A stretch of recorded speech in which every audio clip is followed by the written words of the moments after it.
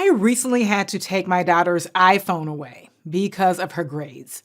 Both of my kids have always known that a phone is a privilege, and to keep a phone, they must have grades of B's or better. So, the day I had to take my daughter's phone, I said to her, "You have a C in AP Algebra. Because you now have a C, I'm taking your phone, and I will keep your phone until your algebra grade is a B or better."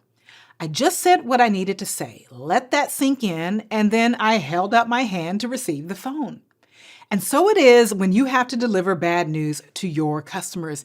You just say what needs to be said clearly and directly without fearing backlash. So I want to teach you how to give bad news to your customers clearly and unequivocally by doing 3 simple things. Let me give you an example from one of my clients.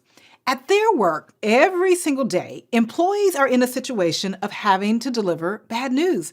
They have to tell a customer their furniture warranty plan won't cover something, say a rip or tear in their brand new leather sofa. As you can imagine, customers don't want to hear this. This is the perfect example to show you how to be clear and unequivocal when you have to give bad news to your customers. First, I want you to assert yourself. My definition of assertive is to say what you mean what you say, and don't be mean when you say it. When you assert yourself, you're not indifferent, you're certainly not harsh in your delivery. You just state the facts. You might assert yourself this way. Ms. Bryant, you have a very good plan here.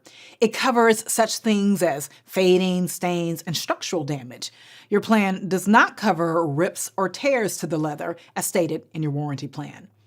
This is saying what you mean assertively. Quickly stating some of the things the plan does cover, in this example, protects the employee from sounding indifferent or harsh. It's so much better than saying, "We don't cover that."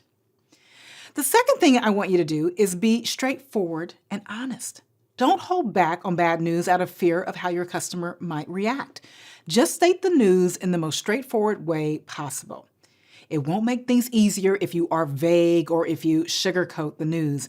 That confuses the customer. It gets their hopes up, and it ultimately makes things harder for you. Just be straightforward and honest. Here's an example of being vague. Maybe I could talk to my supervisor and see, but for now, the answer is no. This will just get your customer's hopes up, or it will confuse your customer. And finally, pause and let the news sink in.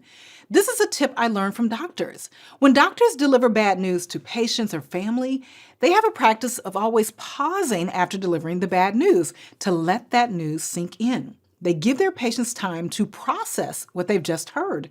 You need to do the same thing with your customers. Pause just for a couple of seconds, 1 or 2, to let your customer process what you've just told them. Follow these steps to be more clear and unequivocal. It'll make it easier for your customers to accept the bad news.